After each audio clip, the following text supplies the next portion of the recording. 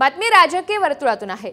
एकनाथ शिंदे यांच्यावर आधारित मला काही सांगायचं आहे असं नाटक येणार आहे। त्याला उत्तर म्हणून 50 खोके एकदम ओके असं नाटक येणार, याचं पोस्टर देखील आता रिलीज करण्यात आलंय। आणि यावरूनच आता शिंदे गटाचे आमदार शहाजी बापू पाटील यांनी उद्धव ठाकरे यांना थेट आव्हान दिलंय। आदित्य ठाकरे यांच्या डोक्यावर हात ठेवून सांगावं की 50 खोके दिले तर निवडणुकीच्या तोंडावर फेक नरेटिव्ह पसरवला जातोय, अशी टीका सुद्धा शहाजी बापू पाटलांनी केली आहे।